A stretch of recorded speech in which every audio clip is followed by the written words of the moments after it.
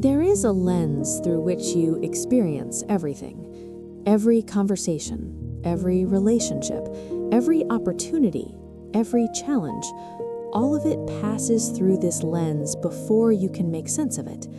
And the quality of that lens, the clarity or distortion of it, shapes what you see, what you feel, and what you believe is possible for you. That lens is the way you see yourself. And for many people, that lens has been damaged.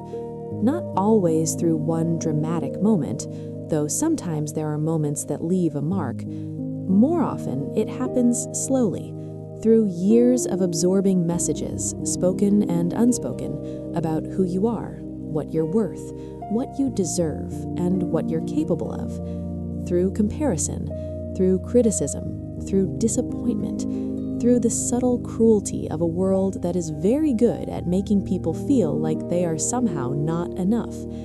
And little by little, the lens develops cracks, distortions, places where what you see when you look at yourself is no longer accurate, not a clear reflection of who you are, but a version of you shaped by old pain, old stories, and old voices that were never telling the full truth to begin with.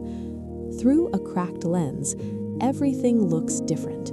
A compliment becomes something to deflect or distrust. An opportunity becomes evidence of how badly you might fail. A mistake becomes confirmation of the story you've secretly been carrying, that something is wrong with you in some permanent way. A moment of peace feels suspicious. A moment of joy feels temporary. Even good things feel fragile, as if they could be taken away at any second. And here is one of the hardest parts. You don't always know the lens is cracked. It just feels like reality. It feels like honesty. It feels like realism. It feels like self-awareness. But it isn't. That is what makes distorted self-image so powerful. The distortion feels normal. The harshness feels appropriate. The doubt feels responsible. The dismissal of your own worth feels like wisdom, when in truth it is often just the echo of old pain. We rarely question the lens because we see through it, not at it. And so the old stories keep going. The old voices keep shaping how new experiences land. The compliment gets rejected, not because it isn't true, but because the lens receiving it is calibrated toward disbelief. The opportunity gets dismissed, not because you are incapable, but because the place where your capability lives has been clouded by distortion. This is why changing your circumstances is often not enough. You can change the job, the relationship, the city, the routine, and still bring the same lens into every new place.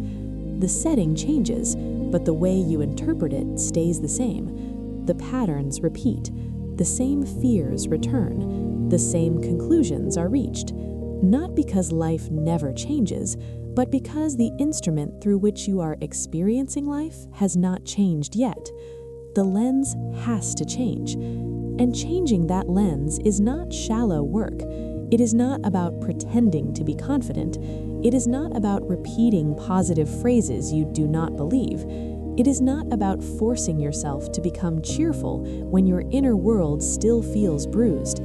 It is deeper than that. It is the slow work of learning to see yourself more clearly and more fairly. That kind of change usually does not happen through one breakthrough moment. It happens through accumulation, through repeated quiet moments of noticing, through catching the distorted thought before it settles into identity, through asking again and again, is this actually true, or is this the old story speaking again? That question matters, because many people have lived so long under the authority of their inner critic that they no longer hear it as one voice among many. They hear it as truth itself. But not every thought is true. Not every feeling is a reliable conclusion. Not every harsh interpretation is wisdom. Sometimes it is just pain speaking with confidence. And pain can be persuasive. pain knows how to disguise itself as realism. It says, "I'm just being honest. I know my limits. I'm only protecting myself. I don't want to embarrass myself. People like me don't get to do things like that." But if you listen closely, you may find that many of these thoughts are not wisdom at all. They are woundedness wearing the clothes of wisdom. They are fear pretending to be maturity. They are old survival strategies trying to keep you safe by making your life smaller. And protection, when it goes too far, becomes a prison. You start living carefully instead of fully. You hesitate where you could have moved. You apologize when you have done nothing wrong. You stay quiet when your voice could have mattered. You settle for less, not because less is all that exists, but because the lens has convinced you that more belongs to other people. Other people get to take up space. Other people get to try. Other people get to be seen. Other people get to be chosen. Other people get to be imperfect and still worthy, but not you. That is the lie.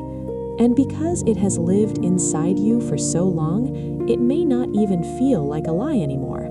It may feel like common sense, but common sense can be shaped by pain, and familiarity does not make something true. At some point, healing begins with becoming aware of the voice narrating your life, noticing how quickly you assume fault, noticing how often you reduce yourself to your mistakes, noticing how instinctively you prepare for rejection, even in moments that have not given you any real reason to expect it, noticing how often you speak to yourself in ways you would never speak to someone you love. That noticing is not small, because once you can witness a pattern, you are no longer completely trapped inside it. You begin to see the moment after the mistake when your mind says, "Of course, this is who I am."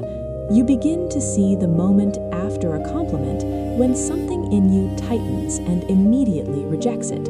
You begin to see how often your mind rushes to self-contempt long before it ever offers self-understanding. And this awareness creates something precious, a pause. And inside that pause, something new becomes possible. A softer response, a different interpretation, a fairer sentence, a moment of self-respect where there used to be automatic self-rejection. This is how the lens starts to change, not always through dramatic transformation, but through small corrections repeated over time, through choosing not to call yourself a failure because one thing went wrong, through letting effort count even when the outcome is imperfect, through allowing a kind word to land instead of arguing with it, through learning to separate behavior from identity, through refusing to turn every difficult moment into proof that you are defective. And slowly, you begin to gather evidence. Evidence that you are more resilient than you thought. Evidence that your emotions are not proof of weakness. Evidence that making mistakes does not erase your worth. Evidence that awkward growth is still growth. That your value was never supposed to be built on constant self-punishment. That last part matters a lot.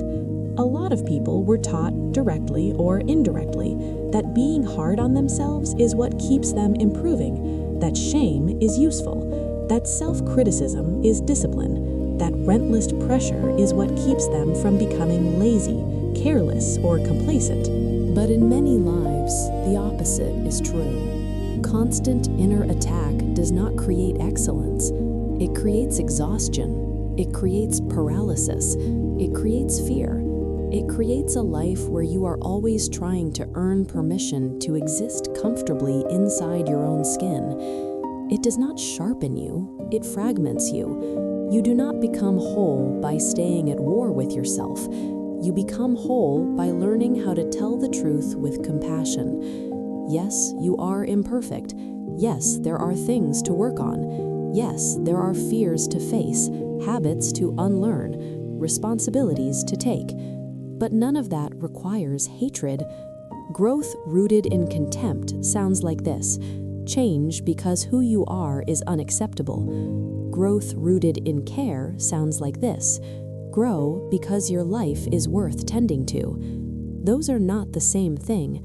One creates panic, the other creates safety. One narrows the imagination and makes every step feel like a test of whether you deserve love, success, peace, or belonging. The other gives you enough steadiness to try, to fail, to learn, and to continue. Healing the way you see yourself is not about becoming arrogant. It is not about pretending your flaws do not exist. It is not about believing you are better than anyone else. It is about ending the habit of relating to yourself primarily through deficiency. It is about no longer seeing yourself first as a problem to solve. It is about becoming someone who can be honest without being cruel, accountable without being merciless, humble without disappearing. And maybe that feels unfamiliar. Maybe kindness toward yourself feels suspicious. Maybe confidence feels dangerous. Maybe rest feels undeserved. Maybe speaking well of yourself feels arrogant because somewhere along the way you learned that minimizing yourself was the safest way to be accepted. That is okay. You do not have to force yourself into loud confidence. You do not have to leap overnight into some perfect self-image. You do not have to become someone else. You only have to begin by no longer automatically siding against yourself. That is a real beginning. To pause before agreeing with the worst thought, to question the interpretation that always ends in your own unworthiness, to consider that your first conclusion about yourself may not be the truest one, to allow kindness to exist even before you fully believe you deserve it. And over time, that changes things. The compliment starts to land. The mistake stops becoming identity. The opportunity feels less like a threat and more like an invitation. Joy becomes something you can actually stay present with instead of immediately bracing to lose. The future stops feeling like a courtroom where you are always on trial. You begin to live with more room inside yourself, more room for effort, more room for error, more room for rest, more room for hope, more room for being a person in process rather than a person condemned. And from that place, life changes. Not because pain disappears completely, not because fear never comes back, not because healing becomes linear or effortless, but because the lens is clearer now. And with a clearer lens, you stop misreading yourself so often. You stop turning every struggle into proof that you are failing at life. You stop assuming that hard moments mean there is something fundamentally wrong with you. You stop abandoning yourself in the moments you need your own compassion most. That changes everything. It changes how you recover after disappointment. It changes how you love and let yourself be loved. It changes how you work. It changes how you begin again after setbacks. It changes the risks you are willing to take. It changes the future you allow yourself to imagine. So if you are in the middle of that work right now, learning slowly, awkwardly, imperfectly to see yourself with more honesty and more kindness, do not dismiss how important that work is. It is foundational. You are tending to the lens through which your whole life is viewed. And as that lens begins to clear, something returns. Possibility returns. Energy returns. Choice returns. The self you have been seeing through distortion begins to come into view more truthfully. Maybe not all at once, maybe not dramatically, maybe only in brief moments at first, but enough. Enough to notice that the old story is not the only story. Enough to realize that pain may have influenced your perception, but it does not have to define it forever. Enough to understand that you do not have to keep living in obedience to every wound you carry. The way you see yourself changes everything. So begin there. When the old voice speaks, do not automatically call it truth. When the harshness rises, do not confuse it with clarity. When the cracked lens offers you its familiar version of who you are, pause before you accept it. And then, as often as you can, choose to look again, not with naive eyes, not with blind eyes, not with perfect eyes, but with kinder eyes, fairer eyes, honest eyes, eyes willing to see that you are still growing, eyes willing to see that imperfection does not disqualify you, eyes willing to see that worth does not vanish every time you fall short, eyes willing to see what has been there all along beneath the distortion, because you were never as broken as pain made you believe, and the more clearly you learn to see yourself, the more clearly you will be able to see your life. Start there. Look again. Look with kindness.